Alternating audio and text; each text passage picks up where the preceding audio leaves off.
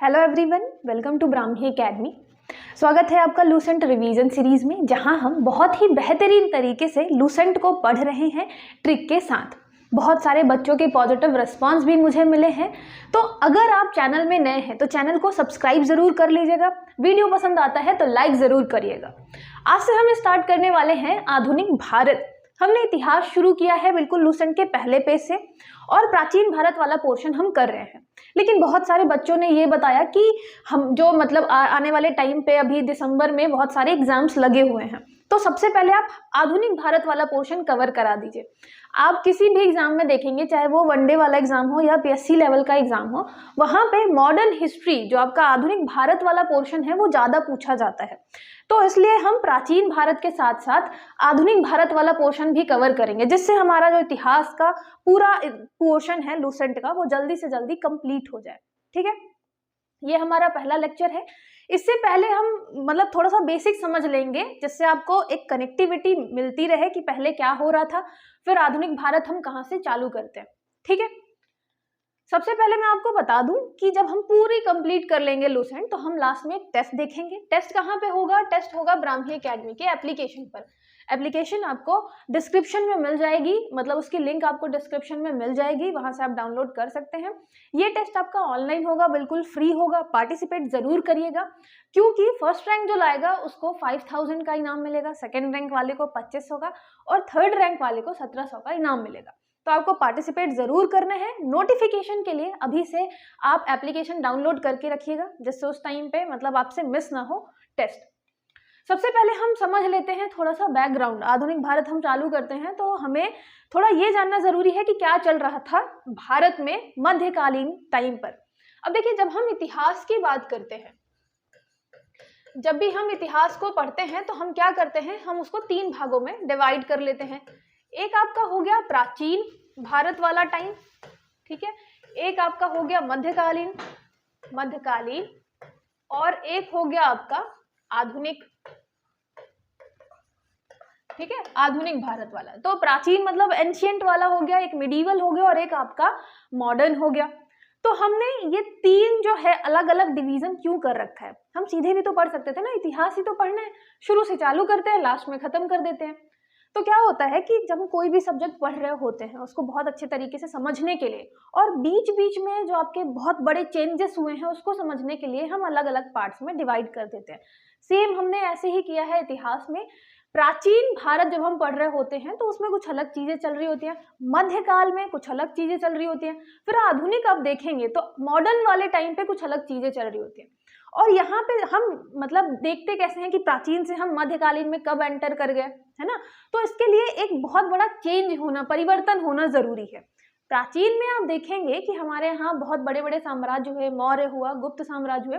धीरे धीरे ये मैक्सिमम आपके कैसे थे, हिंदू राजा हुआ करते थे। मध्यकालीन में आपका चलता है फिर मुस्लिम शासक के बारे में। इसीलिए मध्यकालीन को हमने फिर एक अलग टाइम एक अलग काल में रख दिया कि भैया मध्यकालीन हम अलग से करेंगे। इसीलिए आप देखेंगे कि जैसे ही आपका मुस्लिम इन्वेजन स्टार्ट होता है वहां से हम मध्यकालीन पढ़ना चालू करते हैं। ठीक है, फिर आधुनिक कब आता है, आधुनिक को हमने कब डिवाइड कर रखा है, तो आप देखेंगे कि यूरोपीय व्यापारी जब भारत आएंगे, वास्को डी गामा तो 1498 में ही आ जाता है, लेकिन उस टाइम पे आप देखेंगे कि मुगल साम्राज्य जो है वो धीरे धीरे बढ़ रहा होता है। अकबर के टाइम पे, उसके बाद शाहजहां हो गया, आपका जहांगीर हो गया, इनके टाइम के काफी लंबे समय तक बहुत अच्छे तरीके से क्या रहता है, आपका मुगल साम्राज्य काम कर रहा होता है।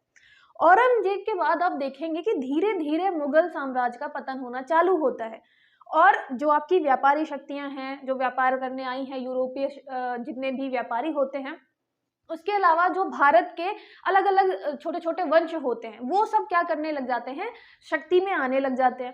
तो हम आधुनिक उस टाइम से स्टार्ट करते हैं जब आपका जो मुगल साम्राज्य है वो पतन की ओर स्टार्ट हो जाता है। ठीक है, तो यहाँ पे आधुनिक हम कब से चालू करेंगे, मुगल साम्राज्य के पतन से। आप देख लीजिए पतन स्टार्ट कैसे होता है, औरंगजेब के टाइम से, जैसे औरंगजेब की मृत्यु होती है उसके बाद से पतन स्टार्ट हो जाता है, डिक्लाइन चालू हो जाता है मुगल डायनेस्टी का। अब आप देखेंगे कि ये इतना बड़ा साम्राज्य, आप देख रहे हैं बहुत ही बड़े इलाके में फैला हुआ है। यहाँ काबुल से लेकर ये पूरा आपका दिल्ली और इधर बंगाल वाला इलाका कब्जा करते हुए साउथ में भी औरंगजेब ने डेक्कन वाला इलाका भी कैप्चर कर लिया था। तो औरंगजेब के टाइम पे आप देख रहे हैं इतना बड़ा इलाका हुआ करता था मुगल साम्राज्य का। अब जैसे ही मैंने बताया कि आपका जब बहुत ज्यादा बड़े इलाके में आपका साम्राज्य फैला होगा तो प्रशासनिक व्यवस्था अच्छी होनी बहुत जरूरी है, साथ ही साथ उत्तराधिकारियों का अच्छा होना, मतलब एक अच्छा लीडर होना बहुत जरूरी है। और सबसे मेन प्रॉब्लम वहीं आती है एक बड़े साम्राज्य में, अगर उत्तराधिकार मतलब आपका उत्तराधिकारी औरंगजेब के बाद की बात करें, जितने भी उत्तराधिकारी वो इतने स्ट्रांग नहीं थे, इतने अच्छे शासक नहीं बन पाए कि इतना बड़ा साम्राज्य वो संभाल पाए। तो धीरे धीरे आपका मुगल साम्राज्य क्या होगा, पतन की ओर जाने लग जाएगा। औरंगजेब के टाइम पे भी आप देखेंगे कि ऐसी बहुत सारी औरंगजेब की नीतियां थी जिसकी वजह से औरंगजेब के टाइम पे ही बहुत सारे लोग क्या हो जाते हैं, नाराज हो जाते हैं मुगल डायनेस्टी से। पहला तो ये था कि इनके टाइम पे धार्मिक नीति जो थी औरंगजेब की वो काफी खराब थी। आप देखेंगे हिंदुओं के प्रति, राजपूतों के प्रति, सिखों के प्रति बहुत ही ज्यादा कट्टर औरंगजेब ने बिहेवियर अपनाया था। उसकी वजह से भी बहुत सारे लोग क्या है विद्रोह कर रहे होते हैं। आप अभी मध्यकालीन वाले पोर्शन में पढ़ेंगे औरंगजेब के टाइम पे बहुत सारे विद्रोह होते हैं। मराठा जो है उनका धीरे धीरे उदय होना चालू होता है, शिवाजी का उदय होना चालू होता है। तो औरंगजेब के टाइम से ही कुछ कुछ चीजें स्टार्ट हो जाती हैं। लेकिन फिर आप देखेंगे कि इसके बाद क्या पढ़ेंगे हम, उत्तर मुगल जितने भी शासक हैं उनके बारे में पढ़ेंगे। लूसेंट में आप एक चीज देखेंगे कि लूसेंट में हर एक चीज एक साथ लिखी हुई है। जैसे अगर हम उत्तर मौर्य बोल रही हूँ, यहाँ पे उत्तर मुगल जितने भी शासक हैं, उत्तर मुगल शासक हैं, उनको जब पढ़ेंगे तो सारे के सारे उत्तर मुगल कालीन शासक आपको एक साथ मिलेंगे। तो वहां पे आप देखेंगे कि पूरे के पूरे हम शासक एक साथ पढ़ रहे हैं। अगर हम गवर्नर पढ़ेंगे या वायसराय पढ़ेंगे तो आप देखेंगे कि सारे के सारे गवर्नर जो हैं एक साथ लिखे हुए हैं। लेकिन आपको क्या करना है, पूरी कहानी को कनेक्ट करना है कि यहाँ पे ये राजा था, उसके टाइम पे कौन सा यूरोपीय कंपनी आती है भारत, व्यापार कैसा चल रहा होता है, दूसरे इलाके में और क्या चल रहा होता है। तो हम हर एक कहानी को उस टाइम के जो भी रहे होंगे, अलग अलग प्लेसेस में राज्य रहे होंगे, शासक रहे होंगे, उन सब को हम पढ़ते हुए चलेंगे, कनेक्ट करते हुए चलेंगे, जिससे आपको हर एक चीज बहुत अच्छे तरीके से समझ में आए, है ना। तो जैसे हमने अभी क्या करा है कि लूसेंट के हिसाब से आपका पीडीएफ तैयार किया है। जैसे यहाँ पे आपको मिलेगा उत्तरकालीन मुगल सम्राट जितने भी हैं, लेकिन ये आपको कब तक मिलेंगे, 1857 की क्रांति तक, मतलब 1707 से चालू होगा और 150 सालों तक का आपका 1857 की क्रांति तक आपका जाएगा। लेकिन इसके साथ साथ आप देखेंगे कि बहुत सारे इलाके में मराठाओं का उदय हो रहा है, हैदराबाद जो है वो अपने आप को स्वतंत्र कर रहा है। उसके अलावा 1857 की क्रांति के जस्ट पहले आप देखेंगे अंग्रेज जो है काफी शक्तिशाली हो गए हैं। तो ये सारी चीजें आपके जो सम्राट थे मुगल सम्राट, उनके साथ ही चल रही थी, इसलिए रिलेट करते हुए चलेंगे। सबसे पहला जो है औरंगजेब के जस्ट बाद कौन राजा बनता है, ये इंपॉर्टेंट क्वेश्चन हो जाता है। क्यों? क्योंकि आपको औरंगजेब तक सब चीजें अच्छे से पता होती है ना। बाबर हो गया, हुमायूं हो गया, अकबर हो गया, जहांगीर हो गया, शाहजहां हो गया, फिर उसके बाद आया औरंगजेब। औरंगजेब के बाद जो है प्रॉब्लम चालू होती है, तो उसके जस्ट बाद याद रखिएगा इसका नाम था बहादुर शाह प्रथम। औरंगजेब के बाद जो बनता है शासक, मुगल शासक, वो रहता है बहुत बहादुर रहता है, ठीक है। पहली बार जो शासक बनेगा प्रथम जो रहेगा वो बहुत ज्यादा बहादुर रहेगा। तो ये आपके 1707 से 12 तक रहेगा। ये भी याद रखिएगा कि औरंगजेब के टाइम पे ही जब शासक बनने के लिए क्या होता है, उत्तराधिकार का युद्ध होता है। तो सेम ऐसे ही बाद में भी फॉलो होता है। अब इतने बड़े साम्राज्य पे कोई शासक बनना चाहेगा, मतलब पावरफुल व्यक्ति होना चाहिए। तो यहाँ पे क्या करता है ये बहादुर शाह, अपने यहाँ मतलब इसके टाइम पे भी 2 वर्षों का उत्तराधिकार का युद्ध चलता है और अपने दोनों भाइयों को ये मार देता है। उसके बाद क्या बनता है, शासक बनता है, ठीक है। तो बहादुर शाह याद रखिएगा बहुत ज्यादा बहादुर रहता है। औरंगजेब के जस्ट बाद बहादुर आदमी जो है वो बनता है उत्तराधिकारी, ठीक है। कब बनता है, 1707 के टाइम पे बनता है। अभी यहाँ पे एग्जैक्टली आपको ईयर याद करने की जरूरत नहीं है।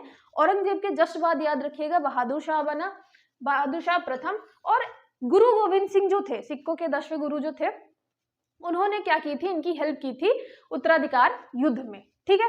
तो आपको थोड़ा सा ये फैक्ट भी याद रखना है, जब आप औरंगजेब वगैरह पढ़ रहे होंगे तो आप देखेंगे कि गुरु गोविंद सिंह जो है उनसे विद्रोह ले रहे होते हैं, है ना। फिर उसकी मृत्यु के बाद एक बेटे को, बहादुर शाह को ही वो हेल्प कर रहे होते हैं कि हम क्या करें, राजा बना दे, जिससे इनकी इंपॉर्टेंस बढ़ जाए, इनका जो है वो पावर बढ़ जाए, है ना। फिर बहादुर शाह के बाद आता है जहांगीर शाह।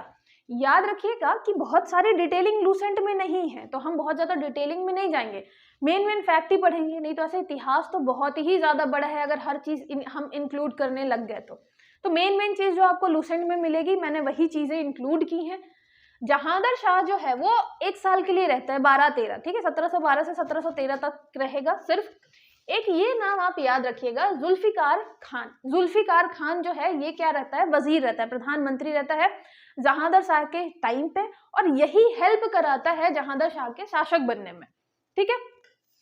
तो ऐसे नाम जो हैं जैसे जुल्फिकार खान, ऐसे नाम कभी कभी एग्जाम्स में पूछे जाते हैं, क्योंकि जस्ट बाद में आपका बहादुर शाह के जस्ट बाद आएगा जहांगीर शाह, और उसको शासक बनाने में हेल्प करेगा कौन, आपका जुल्फिकार खान, ठीक है। कैसे याद कर सकते हैं, आप जहां भी मतलब जाएंगे तो आपकी जुल्फे जो है अच्छी होनी चाहिए, या बहादुर के जस्ट बाद आप जाएंगे, जहां भी आप जाना चाहेंगे जुल्फे वगैरह आप हमेशा बना के ही जाते हैं। जुल्फिकार को रिलेट करना है जहांगीर शाह से, ठीक है। औरंगजेब के बाद आएगा बहादुर, क्योंकि बहुत बहादुर था, उसके बाद वो जहां भी जाता था तो अपने जुल्फे बना के जाता था, तो जहांगीर शाह आएगा, उसका जो वजीर है या प्रधानमंत्री है वो है जुल्फिकार खान। इसके टाइम पे एक इजारा प्रथा चालू होती है, एक ही साल के लिए रहता है, लेकिन इजारा प्रथा चालू होती है जो काफी लंबे टाइम तक रहती है। रहती क्या है, ये टैक्स रेवेन्यू कलेक्शन से रिलेटेड रहती है, कि मान लीजिए आपके पास संसाधन नहीं है, रिसोर्सेज नहीं है खेती करने के लिए, तो किसी हम थर्ड पार्टी को दे देंगे, है ना, हम बोली लगाएंगे, सबसे ज्यादा जो टैक्स देने वाला होगा उसको हम दे देंगे, लेकिन कब्जा नहीं करते थे, उसकी जो लैंड रहती थी उस पर कब्जा नहीं करते थे, बस खेती वगैरह आप कर दो, और गवर्नमेंट को, मतलब आपके मुगल लोगों को क्या करो, आप टैक्स दे दो। तो ये इजारा प्रथा जो है, याद रखिएगा, टैक्स से रिलेटेड व्यवस्था थी, ये किसने चालू की थी, जहांगीर शाह ने चालू की थी, ठीक है। ज्यादा डिटेलिंग में नहीं जाना है, बस ये याद रखिएगा कि इजारा प्रथा। अच्छा, यहाँ कहीं कहीं इजराह करके भी नाम आपको मिलेगा, है ना, तो इजारा प्रथा, इजराह प्रथा, ये दोनों किससे रिलेटेड हैं, आपके टैक्स से रिलेटेड हैं, और किसने चालू की थी, जहांगीर शाह ने चालू की थी, ठीक है। फिर आता है जजिया। जजिया आप पढ़ेंगे, काफी इंपॉर्टेंट रहता है ना। जजिया कर जो है वो जहांगीर शाह खत्म करता है, तो याद रखिएगा, समाप्त कौन करता है जजिया, जहांगीर शाह। उसके बाद इसको लंपट मूर्ख भी कहते हैं, है ना, अपने को जहांगीर शाह काफी मतलब मानता रहा होगा विद्वान, लेकिन लोग तो उसे लंपट मूर्ख ही मानते थे। आप देखेंगे ये छोटे छोटे जो टर्म्स है, लंपट, मूर्ख, आने वाले टाइम पे आपको घृणित, कायर, ऐसे छोटे छोटे टर्म्स मिलेंगे, वो याद रखने हैं, कभी कभी एग्जाम्स में पूछे जा सकते हैं, ठीक है। रंगीला बादशाह, ये सब आपको मिलेगा, तो आपको याद रखना है। पहले हमने चालू किया बहादुर शाह से, बहुत बहादुर था इसलिए औरंगजेब के जस्ट बाद बना, ठीक है, गुरु गोविंद सिंह ने उनको हेल्प करी। उसके बाद आता है जहां जाएंगे जुल्फे जरूर आप सवार के जाएंगे, तो जुल्फिकार खान हेल्प करता है जहांगीर शाह को शासक बनाने में, तो मुगल सम्राट बनता है। उसके बाद क्या करता है, इजारा प्रथा चालू करता है, जजिया कर समाप्त करता है, ठीक है। ये दोनों चीजें आप याद रखेंगे, और लेकिन उसको मूर्ख समझते थे लोग, तो ये भी याद रखना, लंपट मूर्ख कहा जाता था, ठीक है। फिर आता है आपका फर्रुख शियार। फर्रुख शियार जो है थोड़ा लंबे टाइम तक रहता है, 13 से 19, अभी आप देखेंगे छोटे छोटे टाइम तक ही है, ये 13 से 19 साल तक रहता है। यहाँ पे आप देखेंगे मतलब 1713 से 1719 तक रहता है। यहाँ पे सैयद बंधु का नाम आता है। सैयद बंधु जो है ये काफी ज्यादा इंपॉर्टेंट है, क्वेश्चन भी पूछा गया है। इनमें आपको 2 भाई मिलेंगे, एक है अब्दुल्ला खान, एक है हुसैन अली खान, ठीक है, वैसे भी हम सैयद बंधु बोल रहे हैं। तो यहाँ पे हुसैन अली, हुसैन है और एक अब्दुल्ला है, ये दोनों जो हैं वो काफी ज्यादा इंपॉर्टेंट भूमिका निभाते हैं सम्राट बनवाने में।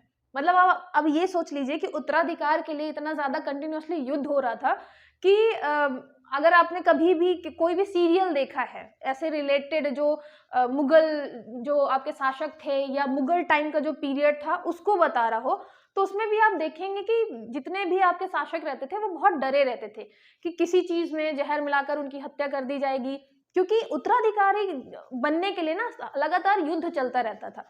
तो यहाँ पे आप जो फर्रुख शियार है इसको सैयद बंधु की मदद से शासक बनाया जाता है। अब जब मतलब ऐसा माने कि सपोर्ट कर रहा है कोई शासक बनाने में ही, तो उन दोनों का क्या होगा, महत्व तो बढ़ जाएगा बहुत ज्यादा, उनका इंटरफेयर भी बढ़ जाएगा शासन में, है ना। तो सैयद बंधु यहाँ से फर्रुख शियार के टाइम से बहुत इंपॉर्टेंट हो जाते हैं, याद रखिएगा, ठीक है। इसमें सैयद बंधु में आपको 2 नाम मिलेंगे, एक तो मिलेगा आपको अब्दुल्ला, दूसरा मिलेगा हुसैन, ठीक है। हुसैन और अब्दुल्ला 2 लोग हैं सैयद बंधु में। इसमें जो आपका फर्रुख शियार है इसको घृणित कायर बोल रहे हैं, ठीक है।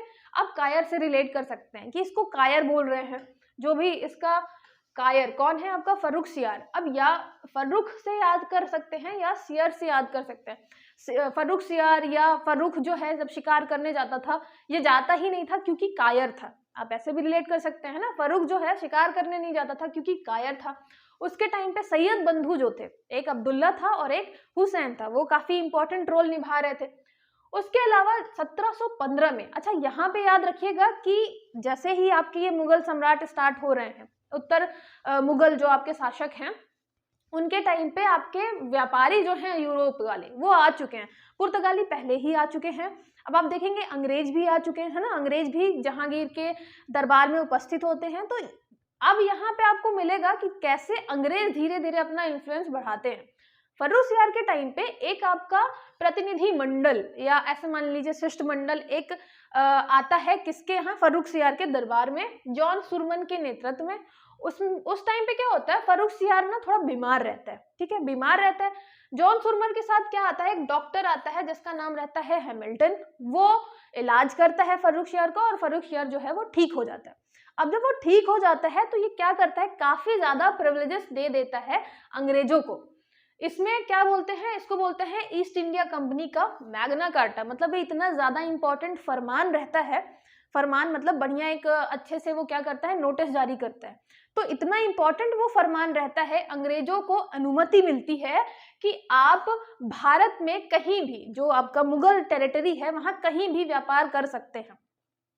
और इसकी वजह से क्या होता है, अंग्रेजों को काफी ज्यादा लाभ होता है। तो यहाँ पे इस जो फरमान है जो फर्रुख सियार ने जारी किया था, उसको कहते हैं ईस्ट इंडिया कंपनी का मैग्ना कार्टा।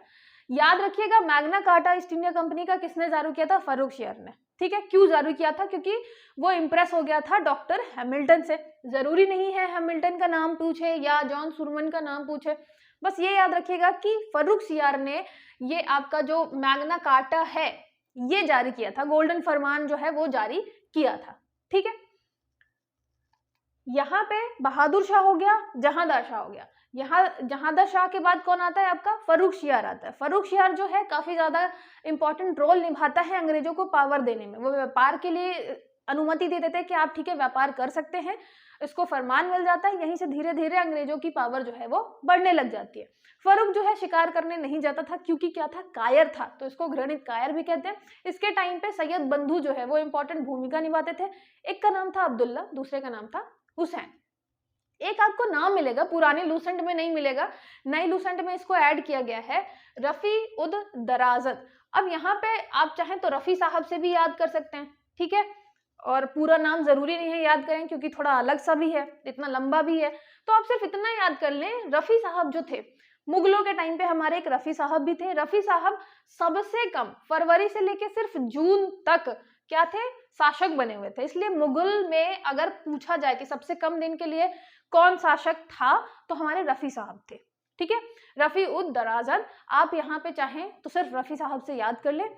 पहले हमने पढ़ा बहादुर था बहुत, औरंगजेब के जस्ट बाद बना है। फिर जहांदार शाह जुल्फ संवारते हुए जा रहा है, जुल्फ आपके। फिर फर्रुख सियार, फर्रुख सियार जो है वो शिकार करने नहीं जाता क्योंकि कायर है। उसके टाइम पे आपको सैयद बंधु मिलेंगे जिनकी मदद से वो शासक बनेगा, अंग्रेजों को फरमान जारी करेगा जिससे वो आराम से व्यापार कर सके। और ये 2-3 फैक्ट जो हैं फर्रुख सियार से रिलेटेड हैं, आप ये याद रखिएगा, ठीक है। फिर रफी साहब जो है सबसे कम टाइम के लिए क्या बनते हैं, यहाँ पे शासक बनते हैं। फिर आता है मोहम्मद शाह। अच्छा, लगातार जो आपके लूसेंट में मिलेंगे मैंने वही किए हैं, ऐसा नहीं कि हम हर एक शासक का नाम पढ़ रहे हैं। मोहम्मद शाह इंपॉर्टेंट है, ये 1719 से लेके 1748 तक रहता है, काफी लंबे टाइम तक आपका शासक रहता है, मुगल शासक, ठीक है। मोहम्मद शाह, मोहम्मद आप कैसे याद रखेंगे, इसको रंगीला बादशाह भी कहते थे। रंगीला बादशाह क्यों कहते हैं, क्योंकि सुंदर सुंदर जो युवतियां थी उस टाइम पे उनके प्रति अत्यधिक रुझान था। अब सीधी बात है, अगर युवतियों के प्रति रुझान होगा तो हम क्या बोलेंगे, रंगीला ही बोलेंगे, है ना। तो नाम हमने मोहम्मद, अच्छा मोहम्मद से आप मोहब्बत भी कर सकते हैं, ठीक है, कि जितनी भी सुंदर सुंदर युवतियां उस टाइम पे होती थी तो हमारा जो रंगीला बादशाह था सबसे क्या कर लेता था, मोहब्बत कर लेता था, ठीक है, मोहब्बत। तो यहाँ पे हम इससे क्या कर लेंगे, मोहम्मद से मोहब्बत कर लेंगे, मोहब्बत ही कर लेता था हमारा रंगीला बादशाह। तो ये हो गया, कब से कब तक है, 1719 से 48 तक है। यहाँ पे आपको क्या मिलेगा कि भाई क्योंकि सैयद बंधु बीच में क्या करते हैं, बहुत सारे शासक बनाते हैं, फिर उनको गद्दी से उतारते हैं, बहुत सारे जो मुगल शासक है उनकी हत्या भी करवाते हैं, तो मोहम्मद शाह आपका इनकी हत्या करवाते हैं। उसमें से एक तुरानी सैनिक रहता है जिसका नाम रहता है हैदर बेग। याद रखिएगा, हैदर नाम का सैनिक है जो कि हुसैन अली को, दो में से आपने अब्दुल्ला और हुसैन पढ़ा है, तो हुसैन की हत्या करता है कौन, हैदर। ठीक है, हा से नाम याद रखिएगा आप, कभी अगर पूछता है तो हैदर जो है हुसैन की हत्या करता है। सैयद बंधु के दो आपको याद ही रहेंगे नाम, एक अब्दुल्ला है, एक आपका हुसैन है। किसके टाइम पे हत्या होती है, मोहम्मद के टाइम पे। वैसे डूबा तो वो मोहब्बत पे रहता है, लेकिन सैयद बंधु को पहले अपने रास्ते से हटाता है कि ये उंगली नहीं करें, आराम से मुझे प्यार मोहब्बत करने दें। उसके बाद क्या होता है, अब जब ये मोहब्बत में डूबे होते हैं युवतियों के, तो बाजीराव प्रथम, ये कौन होते हैं, मराठा पेशवा।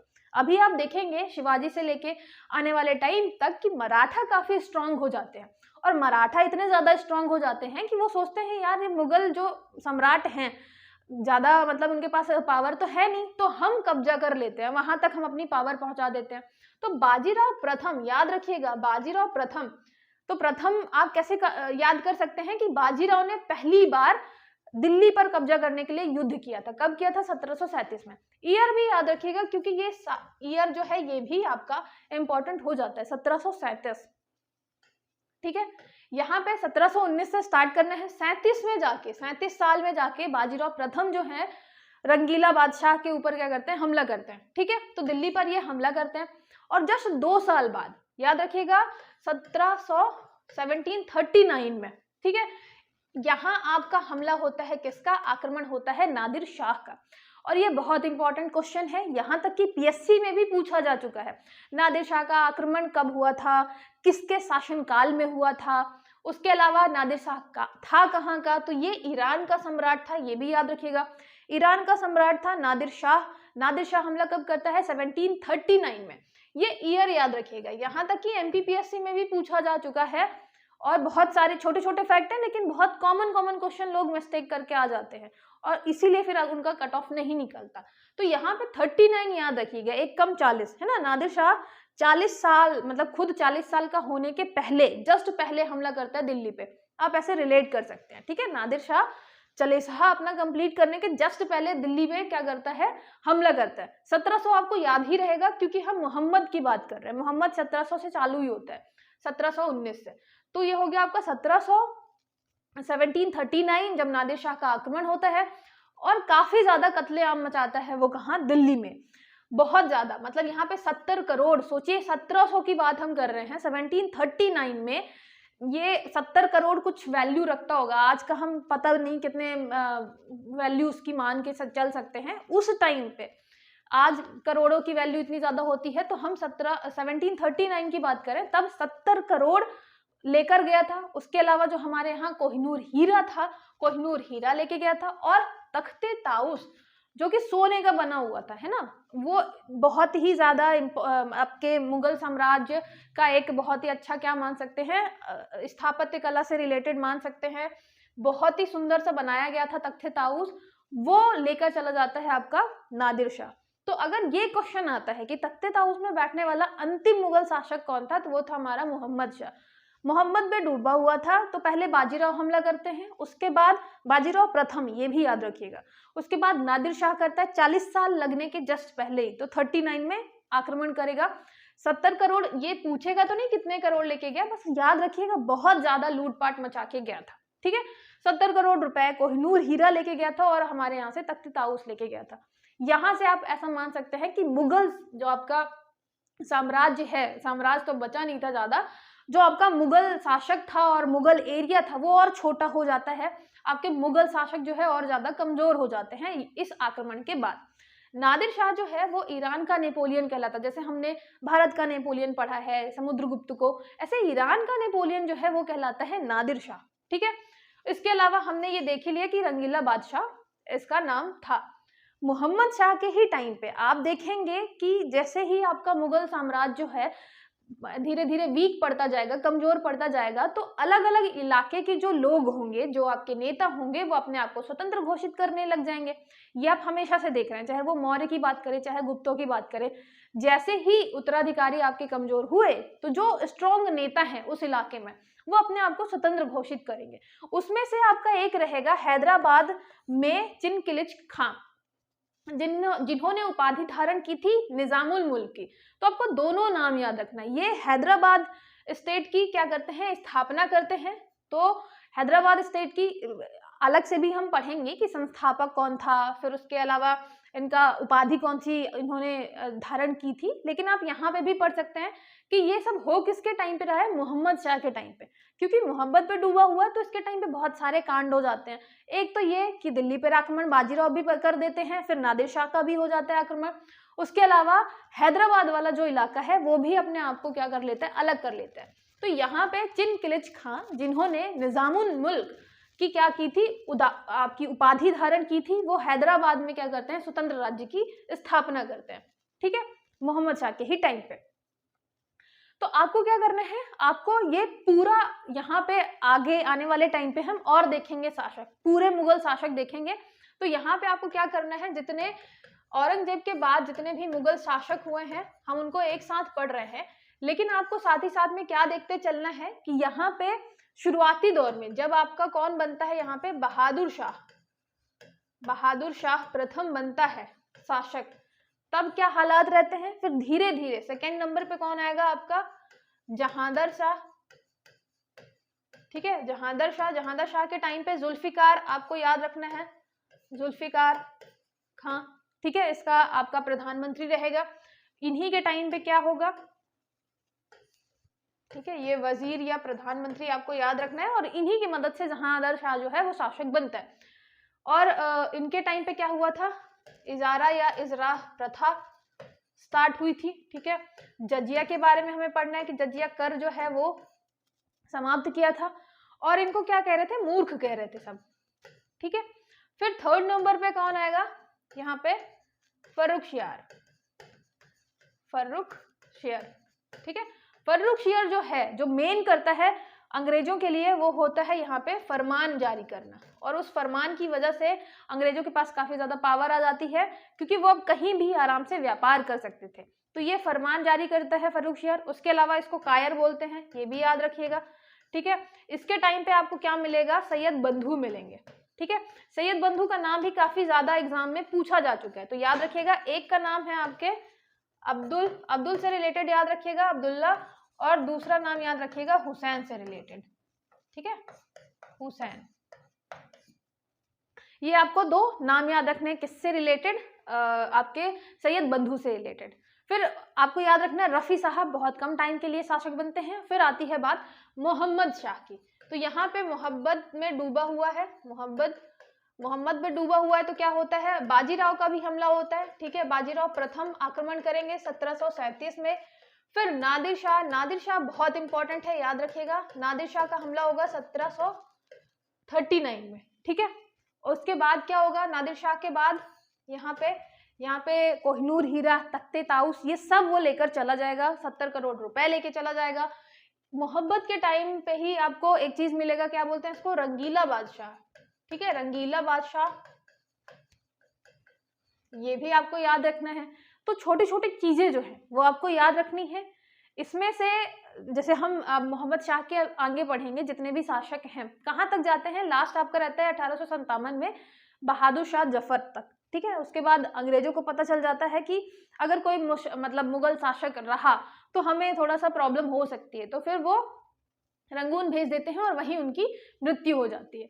तो ये हमें पहले लगातार पढ़ते जाना है, जितने भी शासक हैं। उसके बाद आपके जो मराठा हो गए, उसके अलावा आपका जैसे हैदराबाद का हो गया इलाका, अलग अलग इलाके में जो अपने आप को स्वतंत्र घोषित करते हैं। उसके अलावा जो व्यापारी आते हैं यूरोप से, जैसे आपके पुर्तगाली हो गए, अंग्रेज हो गए, फ्रांसीसी हो गए, इनके बारे में पढ़ना है। तो हम सारी चीजें एक दूसरे से कनेक्ट करते हुए पढ़ते चलेंगे।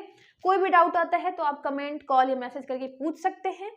और लाइक और शेयर जरूर करिएगा। चलिए मिलते हैं नेक्स्ट लेक्चर में।